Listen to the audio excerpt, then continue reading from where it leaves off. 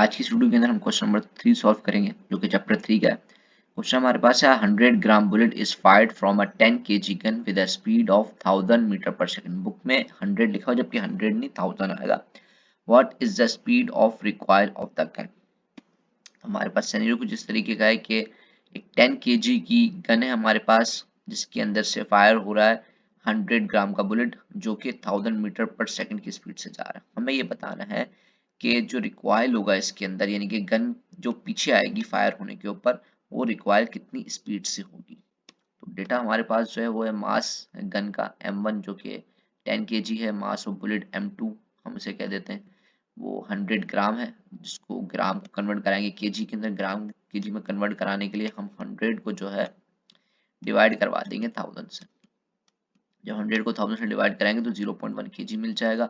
Speed of bullet यानी कि V2। अब M2 हमारे पास मास ऑफ बुलेट है तो V2 होगा स्पीड ऑफ बुलेट। ये स्पीड जो गिवन है ये बुलेट की गिवन है ना, तो वो है 1000 मीटर पर सेकंड। अब इनिशियल स्पीड ऑफ बुलेट क्या होगी, U1 हो, सॉरी यहाँ पे U2 आएगा, U2 वो जीरो होगी और यहाँ पे U1 आएगा कि इनिशियल स्पीड ऑफ गन वो भी जीरो होगी। यानी कि जो पहले गन की स्पीड होगी तो कुछ भी नहीं होगी और बुलेट भी होगी बिल्कुल वो रेस्ट में होगी तो वो भी क्या होगी, जीरो होगी।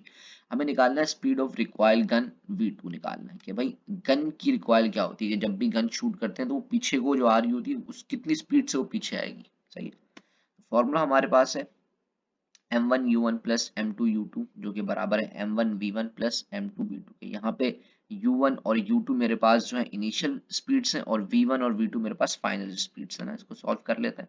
अब यहाँ पे M1 की जगह पे 100 आ गया, U1 भी जीरो है आपके पास, U2 भी जीरो है। उसी तरीके से फिर यहाँ पे M1 10 आ गया और V1 हमें निकालना है, M2 मेरे पास 0.1 है और V2 जो है वो 1000। इन दोनों को मल्टीप्लाई कराएंगे तो 100 आएगा। यहाँ तो जीरो हो जाएगा क्योंकि जीरो 100 से मल्टीप्लाई होगा, जीरो जीरो 0.1 से मल्टीप्लाई होगा जीरो।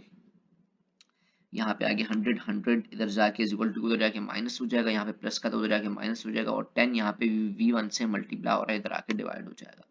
10 जब डिवाइड होगा तो आंसर आएगा -10 ना। तो वेलोसिटी जो है कभी भी माइनस में नहीं होती, यहाँ पे माइनस इस वजह से आ रहा है क्योंकि वेलोसिटी जो यानी कि अपोजिट डायरेक्शन में जा रही है ना, इस वजह से तो हम ये लिख सकते हैं कि भाई negative sign show the opposite direction. और बाकी आप इसको इस तरीके से लिख के बता के और करके लिख देते हैं कि भाई हमारे पास जो V1 आया है वो आया है 10 metre per second.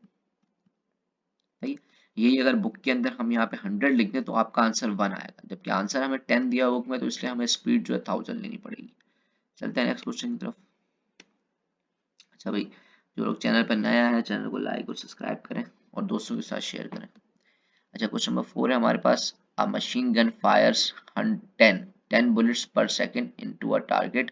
Each bullet weighed 20 gram and had a speed of 1500 meter per second. Find the necessary force to hold the gun in position. सही, अब हमसे यहाँ पे पूछा गया है कि भाई जो आपके पास मशीन गन है ना उसको होल्ड करने के लिए फोर्स कितनी लगेगी, क्योंकि जाहिर सी बात है जब उससे फायर हो रहे होंगे काफी बुलेट्स तो वो पीछे की जानिब भी आ रही होगी ना, फोर्स लगा रही होगी। तो कुछ इस तरीके से ना जैसे ही कोई आर्मी पर्सन है उससे ये मशीन गन पकड़ी हुई है तो वो फायर हो रही है, तो मशीन गन को एक जगह पे रखने के लिए, एक टारगेट पे रखने के लिए कौन सी फोर्स लगेगी वो बतानी है।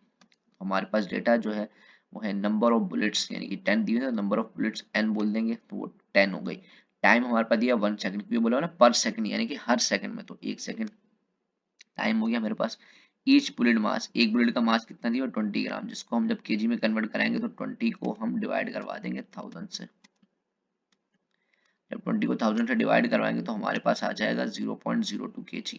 और इनिशियल स्पीड हमारे पास बुलेट की कितनी दी हुई है, VI वो दी हुई है 1500 ना। जाहिर सी बात है भाई इनिशियल स्पीड ही होगी उसकी क्योंकि वो गन्स तो चला रहा है ना, धड़ाधड़ चलाया जा रहा है मशीन गन से, तो 1500 metre per second. Final final क्या हो जाएगी, इसकी स्पीड जीरो हो जाएगी क्योंकि गन एक जगह पे, जो बुलेट है वो एक जगह पे जाके रुक जाएगी ना, तो उसकी फाइनल जो स्पीड है वो जीरो हो जाएगी। फोर्स हमें निकालनी है। यहाँ पे फोर्स का फॉर्मूला लगेगा कि change in momentum divide by time ना। चेंज इन मोमेंटम हमारे पास बराबर होता है mass multiply by final velocity और minus mass multiply by initial velocity ना।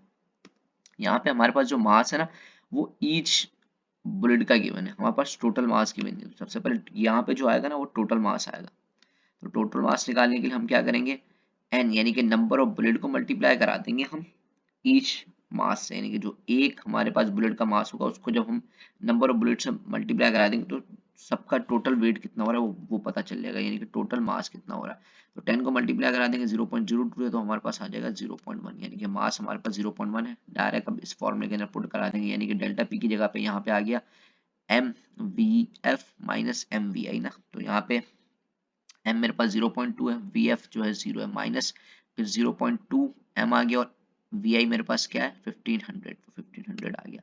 जब इसको पूरे को सॉल्व करेंगे तो हमें कैलकुलेटर आंसर देगा -300 न्यूटन ना। तो अब देखें ये हमारे पास फोर्स आ गई। फोर्स भी माइनस में क्यों आई है, क्योंकि ये अपोजिट डायरेक्शन शो कर रही है ना। फोर्स हमेशा आगे की जानिब लग रही होती है, तो पीछे की जानिब फोर्स लग रही है, इस वजह से नेगेटिव साइन आया। तो इसका आंसर हम इस तरीके से भी लिख सकते हैं। ठीक है, तो आज की वीडियो के लिए इतना ही। नेक्स्ट वीडियो के अंदर इंशाल्लाह इसके आगे के क्वेश्चन सॉल्व करेंगे। जब तक के लिए जज़ाकल्लाह खैर।